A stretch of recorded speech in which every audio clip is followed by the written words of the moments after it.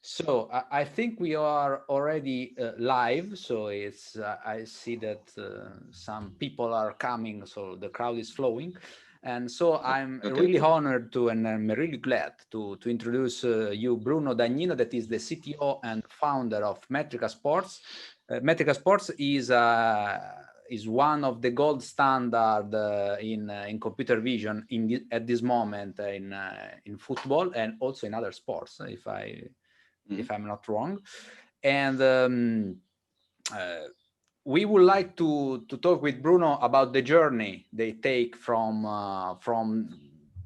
their academic path, because Bruno has also a PhD in neuroscience and is a co-founder, have also a similar background, and now they are the standard for computer vision in football. So they completely change their background, their scenario, and they build this amazing app that you can also download for free. So you can use the free app for the free Metrica Play for to annotate your games, so and the video of your games that you have. So Bruno, thank you for your availability, first of all. Yeah. And if you would not mind, I would just show a little bit of Metrica Play in action, just to give a background for the people who are watching now. So let me just share the screen. I think I'm sharing. Okay. So this is an example of Metrica in action. So you can add a lot of annotation on your video just to better understand and analyze some particular aspect of the game that you are aiming to analyze. So this is the final result, and that it's very fancy, but to get there, I think that the journey is not that short, right? Yeah, definitely not. So first of all, thank you for having me, and thank you for the nice introduction. Yeah, indeed, it's not a short journey. And just one small comment on that video, which I think is very nice. Also, that it's being used in a training setup and not on a football, not on a game, which is also nice to see that the application has many applications. But just those players were being followed automatically. So that's maybe part of the magic of the product, is that you can add these spotlights and add these rings on the players on what you want to analyze, is to highlight the concepts you want to translate to the players. And what the software does is it follows automatically. It creates the tracking of these players, so the position of these players in the video, it recognizes them automatically, so that it's very easy to create these kind of more didactic presentations. So yeah. But let's say the interesting thing in your story is probably the most interesting thing, is that you started by analyzing your own game. So when you were students, so you the founder, I mean, you were students, you started by analyzing your games, and then now you are helping the top club in the world to make the same thing. And this is everything in 5 years or more or less, right? Yeah, exactly. Yeah, so indeed we started analyzing. I used to play with friends, actually. So of those friends, 2 of them are the now co-founders of Metrica Sports, and we used to play together on in 11 on a side team. So 2 of us would be field players, and the third founder would be the coach. So he will be coaching the team, and this was at the Guardiola era at Barcelona. So when everyone was really kind of into tactics, and everyone was kind of in a way like fascinated or really surprised by the football that Barcelona was playing. So we were trying to understand the concepts they were playing and how they were playing. Of course, we couldn't play like that because it requires that you have kind of really high quality players, which we were not. But we tried to apply some of those things in our games, and we started analyzing our games and looking for tools to analyze our games. And there weren't any back then. So now there is one, which is Metrica Play. Anyone can use it, even amateur football players. But back when we started, there was nothing. And another amazing thing is that Metrica is, let's say, an international company. So you told us that you do not have really an headquarter with people flowing in, but you have more than one headquarters, let's say. So you are working remotely since the beginning. So in a sense, you were going forward the pandemic, and so you were in a sense, you also predicted that probably, and you are from Argentina. So it's not the first place we think when we think at startups and techs and so on. So how? Exactly. The question was, you started from Argentina and you ended working with Messi. So you were provider, or you are still a provider of FC Barcelona. How amazing was that, and how you feel yourself on working in this remote way since the beginning? So it was, so we are an all remote company, like you just said, and we started being all remote like in 2015. So that was, or 2014 actually, or 15, so that was way ahead of the kind of coronavirus induced remotes that everyone is doing. So and we started working like that basically because while we met in the Netherlands and we started the company in the Netherlands, we were two founders from Argentina and one founder from Spain. So everyone wanted to kind of go back to their original place in a way. So we wanted to be close to family. So we wanted to work in the company, but we also wanted to be close to family. And we also were a bit lucky because it was, so now everyone knows Zoom. But when I think we were kind of one of the first companies to use Zoom as well, because we realized there were really good ways to communicate and there were really good video platforms. And you had also Slack. I think we were also one of the, probably not of the first user, but we were using Slack on the first year of it coming out. We were using also Trello. So a lot of tools that now are kind of mainstream did already from the beginning, and that allow us to kind of work remote and work everyone from a different place. And for us, it has worked really well. But in your application, so it's mainly in computer vision. So you shift, as I said, from neuroscience to computer vision. So you have a strong scientific background, but you left academia for this business path, let's say, for this development path. But do you you already know what is the main usage of your platform? So how the clubs are using the platform you developed, and you developed that from not, however, you were not, let's say, a football coach. So you were passionate for football. You were playing and study your football, but you was not following the football path, let's say. So exactly. So for us, it started out of curiosity. So I think if I understood correctly, the Faire, there are a lot of students, a lot of really young people probably listening to this. So I think it's important when you're young. I mean, I remember when I started studying, I didn't really know what I wanted to do with my life. I think it's kind of, and I think that is becoming more and more common. Especially with there are so many things you can study nowadays and so many career paths you can take and so many choices, and kind of at this for me, having to decide at 17, 18 what you want to do with your life, it's kind of very difficult. I didn't know what I wanted to do with my life.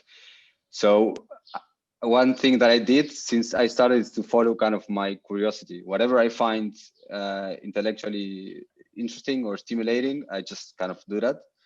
And that's actually how it started. When I started studying, so I originally enrolled for engineering, civil engineering, because I really like math, and they told me like, yeah, civil engineering has a lot of math because you have to come up with buildings and roads and etc., and that involves a lot of math. So I enrolled for that, and on the first year I had my first course on physics at as part of the first year of the university. And I really fell in love with it, and I thought it was kind of really, really, really interesting and stimulating. And for some reason, I just found it really interesting, even though it was very basic physics. Was kind of like the things you study basically in high school, so very basic things, because there was introductory course to physics in the university. So basically to level everyone to the same kind of knowledge. So it wasn't anything fancy, but I just really like it. So I decided to change from civil engineering to study physics. And when I entered physics, I also didn't know what I wanted to do with it. Especially in Argentina, it's not a very common choice because normally you have really low salaries and kind of a lot of people have to go live in other countries to really have a career in science. And so it wasn't a very popular option, but I found it really interesting. Was really curious about it, and I studied. And by the end of the master, so the master in physics, I discovered neuroscience. And again, I thought it was really interesting, and I thought it was really, I got really kind of attracted by it. I'm not sure why, so I'm not really able to describe why I find things interesting, but I just do. So I decided, okay, I'm gonna do neuroscience now. And the same happened when I was finishing my PhD in neuroscience. I became really interested in football, and I said, okay, I just want to do more of this, and combining data science with kind of with football, which in that moment in my life I was really interested in. And that's how I got into football, and also into football and into starting companies, because it was also linked. I wanted to build a company in, which was again not something I planned or something I prepare all my life for. I didn't have really like a career path. I always followed my kind of curiosity, and that's what it took me into starting a company and in football in particular. And so that is to explain a bit why someone not from football would start a company in that area. And then to go back to your question of how we did it, because we didn't know anything about football, basically compared to a coach, we knew nothing, is that we just talked with, I mean, this is more about starting a company on any market that you want to start a company in. Just talk with your users as much as you can. Try not to have any preconceived ideas about what they should want. There are some people that are really good at that. If you're Steve Jobs, they always say that Steve Jobs says that you shouldn't ask people what they want. And there's this famous quote about Henry Ford saying that if you ask people, like, just for the youngers, for the youngsters watching this, Henry Ford is the founder of Ford Motor Company. And back then he would say that if you would ask people what they want, they would say a faster horse instead of a car, because a car is an innovation, and the same happened with Steve Jobs and the computers and etc. So if you're really visionary, maybe you're fine, just not asking people what they want. But for the mortals, for kind of all the rest of us, it's always really important, if you are building a product, to talk with the people that are going to use the product and try to understand what is really that they need and what is really that they want. And for us, that was kind of when we started Metrica. We recorded one of our football games, and we analyzed it, and I remember we did some kind of complicated event-related analysis and some passes networks, and a lot of kind of they weren't really complex, but you can call them kind of complex analysis compared to what coaches normally do with data. And we prepared that presentation, and we went to show it to coaches of different clubs. And it was amazing because they didn't care for any of those things when we showed them to them. But there was a video at the beginning that we showed that was it was a video of the game with a cross on top of each player, just to show them that we could really track the players in the video. It was kind of like a proof of concept. We wanted to show that we were really doing it, and it wasn't something that we were making up the data or anything. And it was incredible because the coaches, when they saw that, they were fascinated by the fact that they could overlay data on the video. And that is what you see now. What you show in Metrica Play is basically data being overlaid on the video. And that is not something we thought was interesting. Actually, we thought it was pretty mundane. It was just part of the presentation. But everyone we show it to said, if you can show distances, if you can show, because and the example you showed, it was only the spotlights or rings. But we also do recognize the pitch calibration, so we can plot distances between players or speeds of the players, and we can show, for example, when a defensive player is covering an opposition player and is too far away, coaches can now kind of click on two players and show the actual distance and say, okay, you are like 20 meters apart, you are too far away. So, and that is something that is today the soul of the product, and that it didn't came from us as visionaries, it came from users seeing something related to the program, saying, oh, I think that is really interesting. And then we kind of work more on what the coaches, and that is something that we still do today. We always talk with our users and we try to listen. So there's always, of course, there is a bit of innovation. So once we understand the problem, we try to find the best way to solve it. For example, that's where the computer vision comes in. Like they want to show distances between players on the video. Okay, so that's the problem. Now we develop the technology and the innovation and the business model and the way to interact with the kind of the UI UX. So there's a lot of innovation going in, but it's innovation in the solution, not innovation in the problem. So we are not kind of making up problems ourselves. We talk with the users, we understand what the problem is that they are having, what they want to solve, and then we solve it in the most innovative way we can, or the most, so that it's easier and really solves the problem. But yeah, so that's how we ended up kind of developing products for football coaches, out of curiosity and talking to them a lot. So I believe that probably your innovation is not mainly in the product that is kind of very novel, but still it was a problem that was already there. So video analysis, but in the technology. So the technology that you use, so all the computer vision techniques that you applied are not that let's say usual as one would think. Yeah.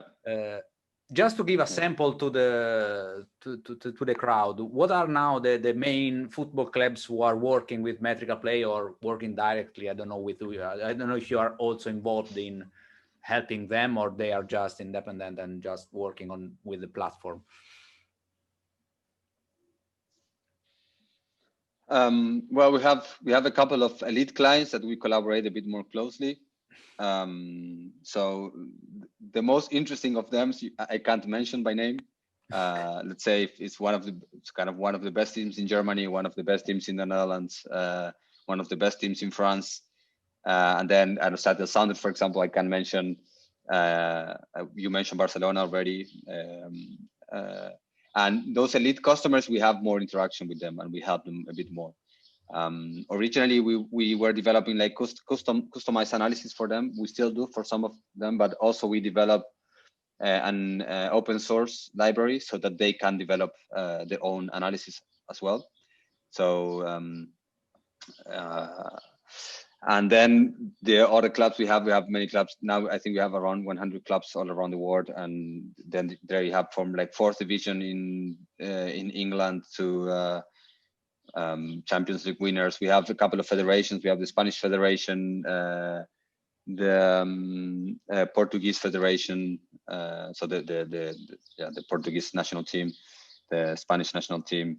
So we have kind of several clubs. We interact more with the elite customers, let's say with the really big clubs, because we do some kind of customized services, and for some of them we also provide data like the tracking position of the players in the field. And but can you maybe tell us some example of some analysis that they are using every day or day by day or week by week, because they are preparing matches?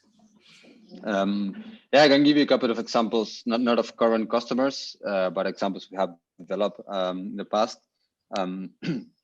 For example, there's one which is quite easy to understand. Like whenever you are, so you have in football, just in case some of the people listening are not so familiar with positions, etc. So normally you have the 4 defenders. That's the most common way of defending, with 4 in the back, and they have the 2 center defenders and the 2 fullbacks, the two on the side. Let's say the right wing and the right fullback and the left fullback. And whenever you are defending, so whenever the opposition team is in control of the ball and you had enough time to kind of regroup and go back to your, those 4 should be like a chain. Like when one moves to the right, all the other 3 should also move to the right. And when one moves to the left, the one on the side, all the other ones should move to the left. There should never be like big gaps between them, because otherwise there's big spaces in which kind of the strikers from the other team can kind of run through. So it's like they will be, it should be like they are like attached with a rope, basically. When you pull one side, the other one should come follow along. So the distance between them is prefixed. They should never be higher than a certain value, because if it's higher than a certain value, then it means that they are too stretched. And that is, for example, the type of things we analyze. We say, okay, whenever the player from the opposition is in possession of the ball, the distance between the defenders, 4 defenders in the back, should never be more than 15 meters between each one of them. It's not exactly like that, and it has some nuances, but just to get the general idea. And what we can do is we not only detect those moments on the game, because normally, so the way this was analyzed before is video analysts from these teams have to spend hours watching at the video and trying to catch every time that was happening, which is very difficult because normally you are paying attention where the ball is, and there are several things that you need to look at the same time. So you're very limited on what you can see, versus this analysis, you can just run them in a couple of milliseconds and then you're done, and then you have all these moments in the game when that happened. So, and then the other thing is that you never know exactly by eye really when they're far close enough, and you also have to kind of be watching that and be judging by eye, and it's very difficult. So we judge this from the data, which is very, very easy.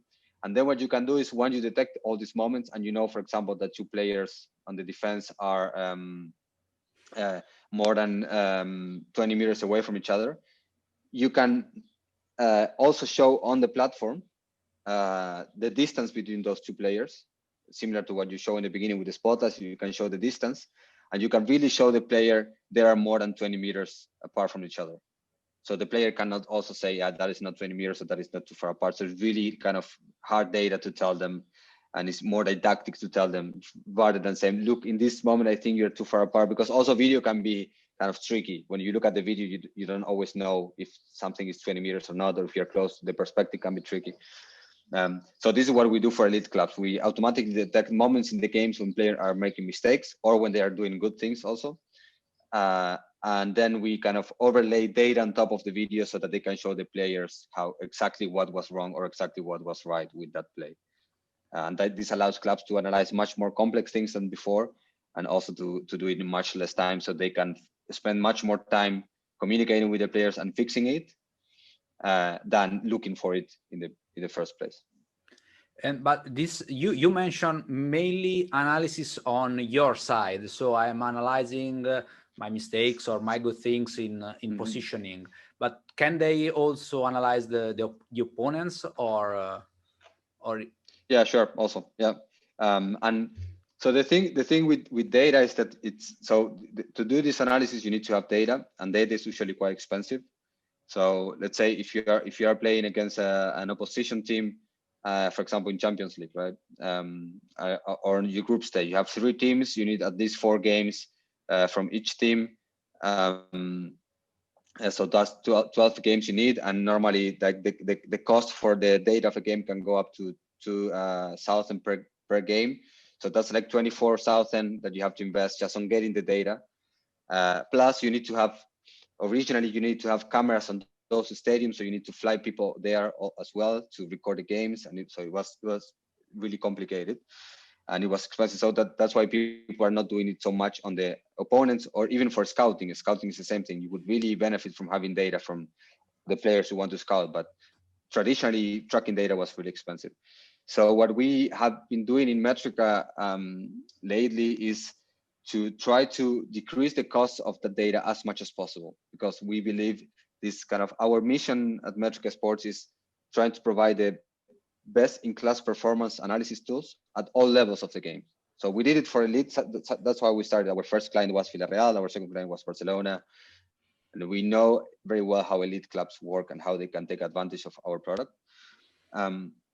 But we want our products to really be used by almost anyone, or at least at all levels of the game, even amateurs.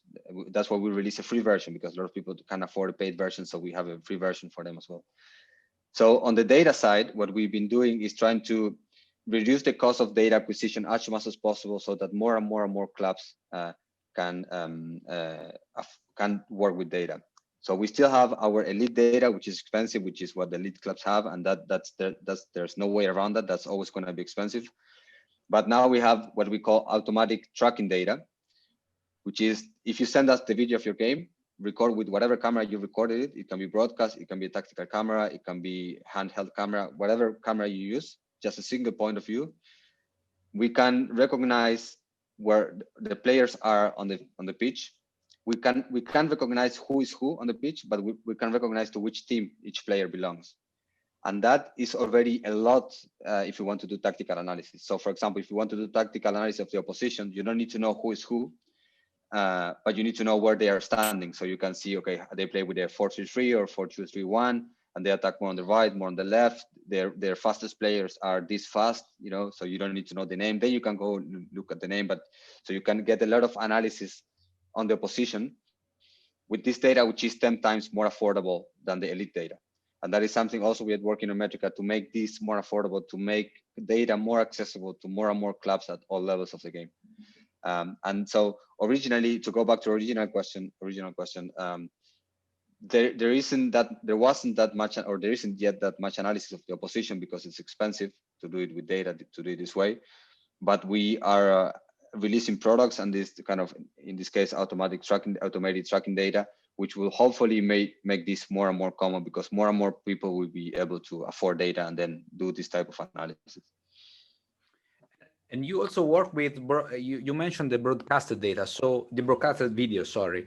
So you can also work with video from the TV that actually they are cheaper than sending one or having tactic. You can have your own tactic camera on your own stadium, but it's hard to have the same video. So the video with a really wide angle that you can have all the pitch in the same. Yeah, exactly. So and it still can work. So in that case, you can analyze also the opponents just by having. Yeah, exactly. A lot of people, I mean, most clubs, they just go to Y Scout or Scout 7 or these platforms where you have like videos of almost any league in the world. You can download the video, you can upload to our platform, and then you have your automated tracking data to kind of start analyzing the opponent. Okay, so this is very very very interesting as an app. So I think that we more or less covered all the interesting things that our public can get from the experience of Metrica Sports.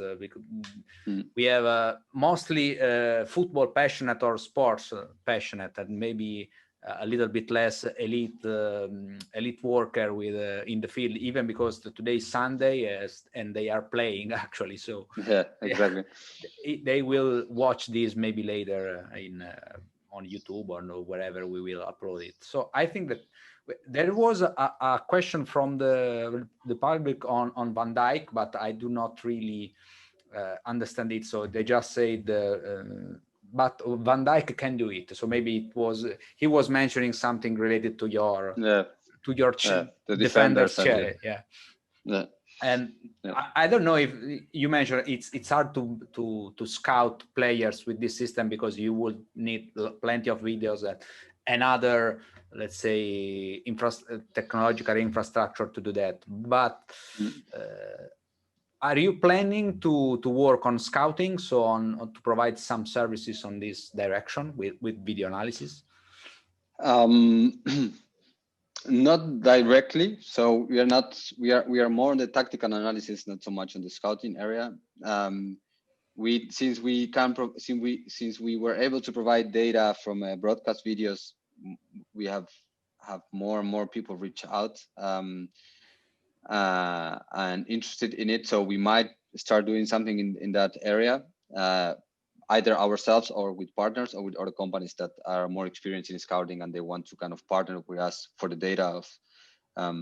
So one thing we started getting some inquiries about is that I'm not on the sales area, so I'm not exactly sure how things are going, but is to provide like physical reports for individual players. Let's say say a club is looking to at 3 players to buy, and they want to know the physical performance of those 3. So like max speed, how many sprints they make per game, the average speed, power, etc. A lot of different metrics, physical metrics, and they will send us videos from those 3 players, and we will produce the tracking data for those 3 players, and then we kind of give back the physical report. So that's probably the first thing we're going to do in scouting as a company, even though there aren't any plans to really do a lot of development in that area soon. Though these things might change, because like I said, we listen to our customers a lot. And unlike other data provider companies, we are not focused that much on media. We are really focused on clubs. So if clubs start requesting things about scouting, we probably will have a scouting product. We'll see how that goes, but it's not at the moment in the plans for the near future. Okay, so thank you very much for your availability, for your history. It's very interesting for our public. Also, you are probably the only international host guest of this event for what. There is just one thing I want to say before we finish. Again, since I think there's a lot of young people listening, I think we discussed this kind of in our pre-interview the other day. I think for me, one of the biggest learnings of starting Metrica Sports as a company was to realize that you can build a company, or that you can do something that, so coming from academia, normally you see, okay, study physics, then I'm going to do a PhD, then I'm going to do a postdoc, then I'm going to become a PI, or best case scenario, I'm going to, or not best case scenario, but other possible scenarios, I'm going to start working for a company. So kind of you always follow the path that were already made by someone else for people to have careers on. And for me, when I started Metrica, the biggest learning, and I think the learning that will have the biggest impact in my life, is to know that I can build things myself, and that you can build a company yourself, or you can build your own path for you. It doesn't have to be one of the paths already designed by society or by other companies or by the environment you're currently in, because normally we are all in an environment where we kind of, if you are in a certain, for example, if you're in school, there's probably university, right? So I'm not saying don't go to university, so don't take it that way. What I'm saying is be aware that reality is malleable, that you can change reality if you want to, and if you can create things that weren't already there. You can even, I don't know, you can always ask. If you want something in life, you always ask for it. You never know what the answer is going to be, and be really proactive with your future. I think that's something that I learned it late in my life. It's fine. I still have plenty of years ahead of me, hopefully. But I think it would have been nicer for me to learn it even when I was younger. So I think, like, if you are listening to this and you're younger and you're thinking about your future, your career, I think there are, for me, two very important things. Follow your curiosity, if there's something that's curious. Otherwise, follow what, I don't know, the second thing or the third thing. Also, you don't need to have something in life you want to do, like as a mission. I never had that. I always just follow whatever I thought was interesting at the moment. And the other one is know that you can kind of modify reality to adapt to what you want to do with life. And finally, that everything is really hard work. So that's also the third thing. It's not that because you are curious and you want to change reality, it's going to change. You really have to work really hard to make it happen, but it's possible. So yeah, that's kind of the last thing I wanted to share, in case there are young people listening to. Yeah, I totally agree. So every answer is obvious as soon as you discover it. So, but you need to ask before. Yeah. Without asking, you will never have that obvious answer. So thank you for your experience. Thank you for availability. I hope that maybe next year we will have Metrica Sports live in Rome. So it would be amazing. That would be nice. I like Rome, so that would be nice. Yeah. To be amazing to play and have the computer vision on it. So exactly. Then we can do a hands-on demo next year. Yeah, it will be amazing, and I think that if everything is going to be fine, we will see something like that. So thank you very much. Thank you to all the crowd. Thank you for the invitation. And see you for next events. Yeah. Bye-bye. Have a nice day.